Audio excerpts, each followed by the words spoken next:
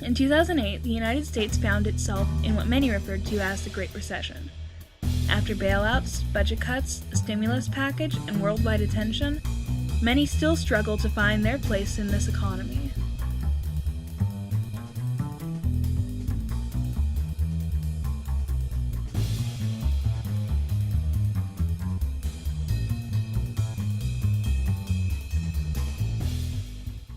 In July 2010, the Bureau of Labor Statistics reported that teen employment had dropped to 48.9%, its all-time low since 1948.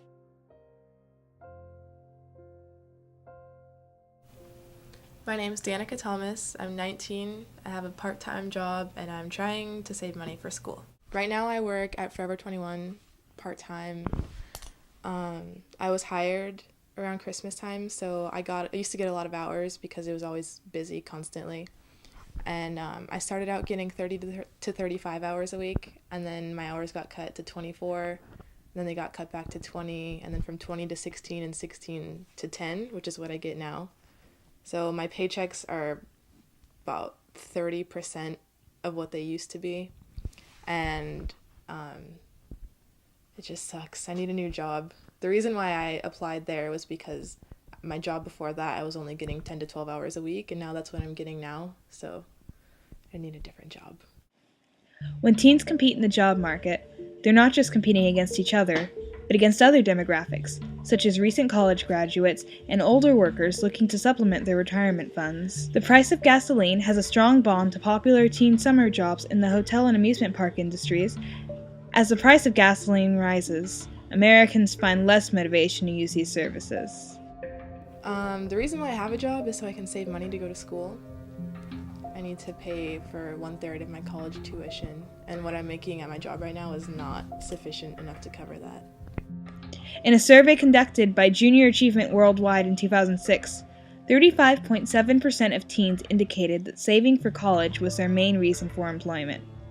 A 2010 survey by Junior Achievement reported that 41% of teens plan to work more in order to pay for their college due to the state of the economy.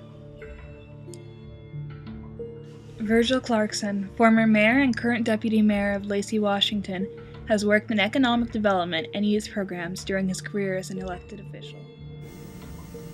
Quite naturally, young people, and I use the term young, and I'm referring, when I say that, I mean those who are 24 or less, have less experience in most jobs, and in terms of business, or even in government for that matter, if they have to cut their expenses, it's a proven fact that those who have the least amount of experience are the first ones to leave.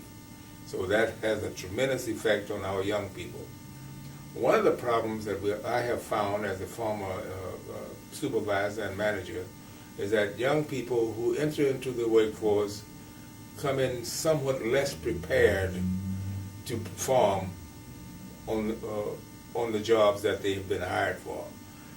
So my projection for them is to become a little more familiar with what they want to do, and don't just go out and search for a job just to have a job, but search for a job that they want to stick to for a while. Statistics from the U.S. Census Bureau gathered in 2009 reported that the highest percentages of people ages 14 through 24 per industry were retail and leisure and hospitality.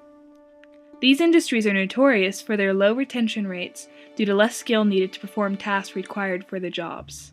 All businesses, to include government, are looking for not only today, but we're also looking at tomorrow, and we're hoping that the young people who are entering into the workforce today will be our leaders and our supervisors and managers of tomorrow. So we want to get them into the workforce, but we also want to get them into the workforce while they're prepared. So if they're prepared when they enter into the workforce, then they're much better off, and the business is much better off.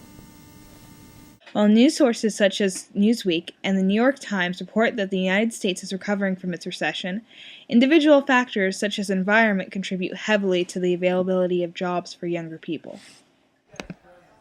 My name's Gabrielle Shepard. I own Olympic Cards and Comics, and I started working here when I was 15 and bought it when I was 18.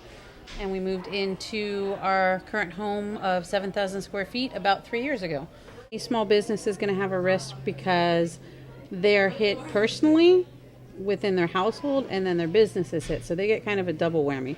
Whereas someone who, for instance, works in a corporation, if their corporation gets hit, they're still taken care of with their paycheck. When it comes right down to it, many businesses simply can't afford to take chances hiring teens that can't always fill in the most necessary positions. However, when young people can't make money, they often can't afford schooling, and may find themselves employed at minimum wage for extended periods of time as a consequence. In the future, I think the economy always has its ups and downs, and they're always temporary. So I don't really think in 10 years it'll be this hard for teenagers to get jobs. It's just right now we're kind of like coming out of that recession and still feeling the effects of it, and it's not as bad as it used to be. So it's slowly getting better, so I don't think it'll be as bad.